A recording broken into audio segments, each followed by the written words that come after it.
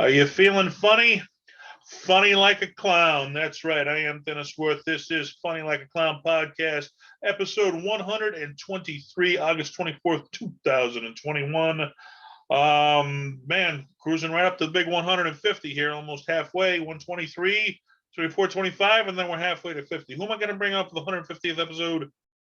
I have no idea, but it'll be big because every 50 episodes I bring somebody big. You want to talk about somebody big? We're going to be discussing a legendary comedian, Mr. Henny Youngman, going way, way back there. Legendary guy. As always, today's episode is brought to you by G Vegas Buffalo Sauce for the spicy, sweet, savory taste of game time. There's only one G Vegas available at www.gvegas.webs.com. Go there, get a buffalo sauce. I think in Henny Youngman's day, you had to go to Buffalo to get a buffalo sauce because it wasn't a big thing like it is now back then. But you gotta love buffalo sauce. I don't know if Henny Youngman loved buffalo sauce. What he did like was comedy. He was a comedian, actor, known for the mastery of the one-liner. Okay, if you call a master in anything, that means you're at the top of the game. Everybody else trying to do it is imitating you because you've mastered the art. I guess his most famous one-line joke was "Take my wife, please take my wife." That was a funny joke that he came up with, which I still remember to this day. I still remember people using that one back on the old cartoons I watched or something. They'd steal that line from Henny. Known as the king of the one-liners, a columnist for a newspaper, I believe. Quoted him that as being king of the one-liners. And I used to work with a guy, Larry Lee Lewis. He was a local comedian out of Boston, and he considered himself a lounge act, and he kind of imitated, But I mean, this was the guy that he kind of imitated his act after was Henny Youngman. I guess he admired him just being quick, rapid fire one-liners, boom, boom, boom, boom, boom. I mean, you get 10 jokes in 1 minute rather than this big long out story. I guess he was also an established violinist. He used to play the violin in between telling jokes. What he did was he eliminated the buildup because you try to take an audience and you pull them one way, you pull them one way, you pull them one way, boom, you throw them the other way, and that's the punchline of the joke. Well, he eliminated the buildup. He just boom, he went straight to the joke, and that way it was just straight to the punchline, rapid fire. Which you got to have a lot of jokes if you're going to do that style because the buildup that takes minutes and minutes to build up to get the one line of the joke. If you're only doing the one line of the joke, you have to have so many more jokes to fill the amount of time you have to do as a comedian. They said some of his stage performance only lasted 15 to 20 minutes, where most comics are doing 45 minutes to an hour. This guy's only doing a 15 to 20, but he'd get as many jokes in that 15 to 20 minutes as most comics would in an hour because he's just one punchline after another, and that was made in the mastery of it. They do dozens of jokes, rapid fire succession, one right after another during his act. Plus, with the violin, he mix in some music so he could make a show out of it. But born in London as a kid, his parents at an early age moved to New York, where he worked for years in a print shop. Okay, so if you want to know how this guy got started, he was working in a print shop, and in this print shop, he used to make up little comedy cards. Okay, and on the comedy cards, he'd put like one-line jokes on these comedy cards, and these became things that people would buy to, give the, like a birthday card. You'd send a comedy card to other people. It'd be a one-line joke, and he was writing these things. Well, then up and coming, okay, not the legend that he is today, up and coming Milton Berle, actually, he came across these cards, and then he told Henny, "Hey, I think you really got something here. You should pursue it." And they grew a close friendship, and this was before, Milton Berle was a big star we all know today, the godfather of television. But early on in his career, him and Henny Youngman, they were coming up together. Milton Berle once said the only thing funnier than Henny's jokes is him playing the violin. Taking a shot at one of your friends right there. I understand that. But now he was an established violinist. He actually started out, he had a jazz band, but during his concerts, like in between songs. So nowadays, the lead singer, he'd thank the crowd for coming and tell some story about the band. Well, Henny Youngman, after he got done a song or two, he'd start telling some of these one-line jokes to the audience just as a fill-in in between songs, and got a really good response to him. So one night he's playing a club, and the club's regular comedian didn't show up. Now the club owner remembers Henny telling jokes in between, his jazz set, so he went up to Henny and asked, "Hey, can you fill in for my comic? He didn't come in tonight." And he said, "Sure, I'll give it a try." Now all of a sudden he's losing the violin just telling jokes, but I guess it went over good. He really enjoyed it. He found a love for just doing comedy, and that launched his comedy career. And you never know how you're going to get started, and that's how right there, by complete accident. So, that's often said in a comedy: right place, right time. How did you become popular? It wasn't that I was better than everybody else. I was in the right place at the right time, and it only happened to happen once for you to catch lightning in a bottle, and you're off to the races. This guy was off to the races. He stayed relevant for years because, as we said before, if you work clean in comedy, you always work. If you work dirty, you have a whole lot of fun, but it's not always the big payday, and you're not always working. So, but if you like telling dirty jokes, which I tell dirty jokes, that's what I enjoy doing. Yeah, I could tell clean jokes, but I wouldn't be having fun because that's not what I grew up listening to. It's not what I grew up enjoying. So I understand I work less, I get less work, but at least I get to do what I love to do. He loved to tell clean jokes, stayed relevant for decades, kept him in the game. Just a non-offensive, friendly style of comedy. When you can do comedy for a decade, you really accomplished something. Let's see. Big break came in 1977 when he got booked on Kate Smith's radio show, and this is back, early 70s. Radio was the place to be. TV was a new thing; it was cool, but radio, all the big stars were still doing radio, which that's the big thing with podcasts today. All the big stars doing podcasts today, which I think I mentioned this one before. Joe Rogan's hitting more people than the Tonight Show has available to him. That one just blew my mind. Just the amount of people who can tune in a podcast. It's just a powerful platform. Thank you guys for tuning in Finally Clown Podcast. But Henny Youngman, man, he's starting out on radio. He had a manager, got him on there. 1940, I guess that one will. He started working his way to bigger radio shows, more high profile radio shows. He's off to the races. 1940. Now, if you're going to do radio, which the next step logically would be TV, then a movie, and I've done local television and stand-up comedy, and I'm putting out a movie hopefully the end of this summer, called The World Needs a New Superhero. But 1940, Henny Youngman, he worked his way into acting. But he found little work in Hollywood, which, considering he was a big radio star, hey, sometimes it works out, sometimes it don't. But he didn't find enough work in Hollywood to make a living, so he went back to nightclubs where he could make a living, doing over 200 shows a year. That's a lot of work. 200 shows, that's, everybody thinks comedy's just having a lot of fun. When you're doing it 200 nights a year, yeah, it's a lot of fun. It's a whole lot of work too. Okay. Everybody sees, the little bit of time you spend on stage having fun. They don't see what it takes to get to that point, all the setup. And they say, what? Comedy, when you first start on comedy doing open mic, it's 100% fun. Once you hit the next level, it becomes a business. Now it's 90% business and politics and 10% fun. So are you willing to put up with the bullshit of the 90% business and politics to get to the 10% of fun? That's when you find out whether you got some stones or not, folks, right there. Okay. This guy had the stones, man. 200 shows a year. 1959, he recorded the primitive sounds of Henny Youngman live at the Celebrity Club in St. Louis, and he recorded that and put that out as his first album. So yeah, he does have a comedy album out if you want to hear some of his one-liners. They said he always treated comedy as a business, okay? Where, like I said, when you're first starting out, it's a lot of fun. As you get into it more, then you figure out, hey, I've paid my dues. It's a paid art, and paid work is very difficult to find still to this day. You want to be a paid comic, you got to put in years and years of paying your dues before you're a paid comic. That's why a lot of these young comics, they think they should be getting paid their first week in the business. Like, yeah, good luck. Okay. I got a guy who's been on Comedy Central. I got you hitting open mics. Who am I going to pay? Wake up, but everybody thinks they're better than they are in this business. But I guess his motto was take the money and run. That was his big thing. Make sure you get paid, take the money and go. I guess this one cracked me up the most when I was studying up to this podcast to bring you, because we're exploring the history of comedy, and I'm absolutely loving it because, I'm finding out things about myself, about these comedians, which I knew about Henny Youngman, but when I found out this one cracked me up. In 1974, the telephone company started a thing called Dial-A-Joke, okay?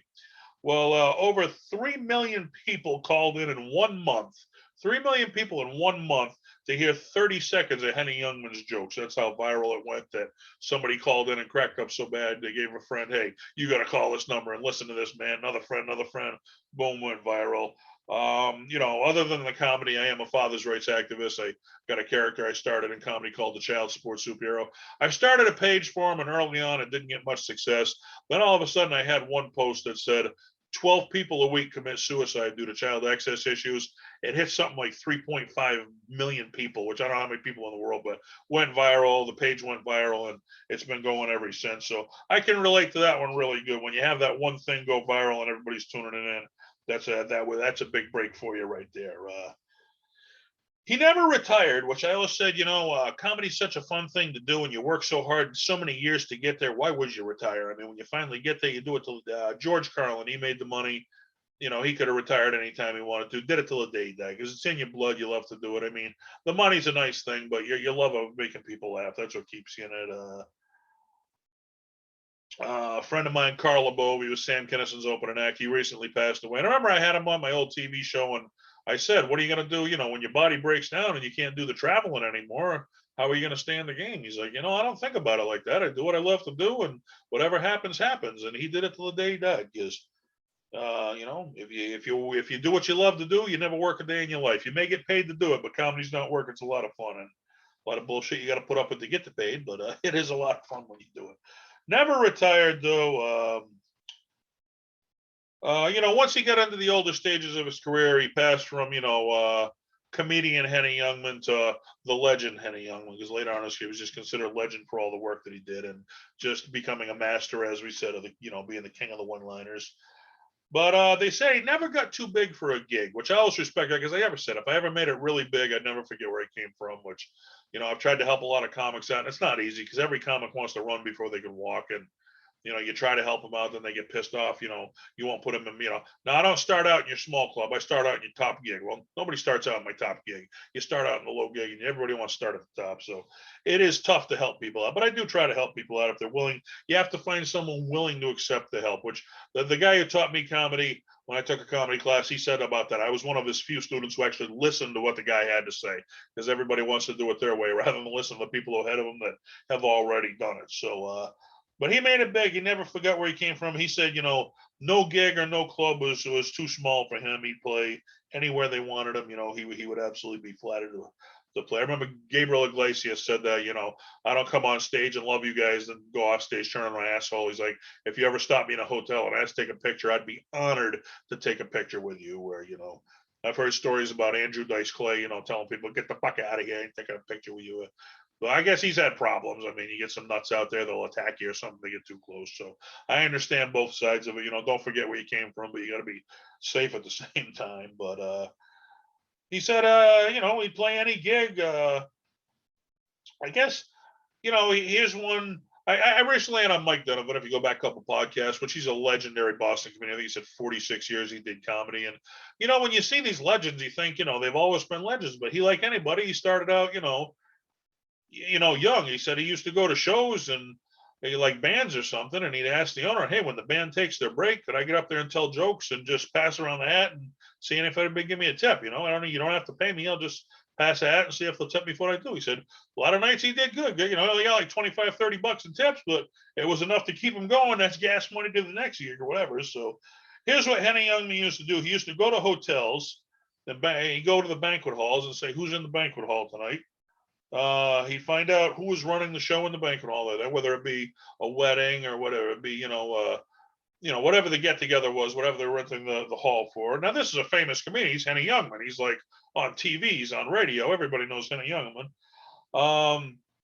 He'd walk up to the person, at the hotel running the event that night, and he'd say, hey, I'm Henny Youngman. Would you, he'd negotiate a price and I'll perform a few minutes on your show tonight. He said, usually I take cash, being 100 and 500 bucks. I mean, here's a guy I'm sure is working for a lot more than that, but I mean, he never forgot where he came from. He just wanted to perform. He'd go, give me a few $100. I'll do a few minutes at your gig tonight, which he'd do 10 minutes, but with the one-liners he had, that would be just an amazing amount of material for 10 minutes. And then you almost got this memory, whoa, this guy showed up to our nothing event, man. Henny Youngman did 10 minutes there. Roger Ebert, which if you remember the old show, Siskel and Ebert, they used to do reviews of movies, and I don't remember who was who. I think Andrew Dice Clay said it best. He said it was the bald dude and the fat fuck. I don't remember who was who, but anyway, Roger Ebert, I believe he was the fat fuck or any of them. But hey, they had a big popular TV show you had to give to them. Robert Ebert once said, I once observed Henny Youngman. He was in the old NBC studio at Merchandise Mart. We got on an elevator together. It stopped at the second floor. It was a private club and there was a wedding going on. Henny got off the elevator.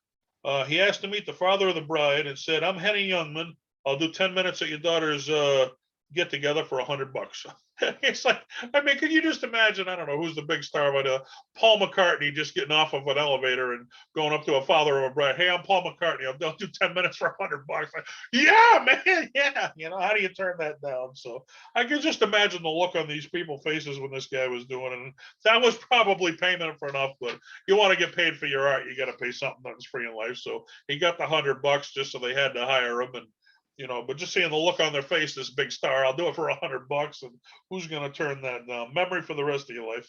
I remember a story about that with Billy Joel. Billy Joel was in Boston doing a concert, and I guess after the concert, he happened into some local bar, and they had a piano there, and there was only, they said, about 7 people in the bar. He sat down and he played the piano for like an hour for those 7 people. It's like, what would you have given to be one of those 7 people in just a local bar listening to Billy frickin' Joel play piano for you?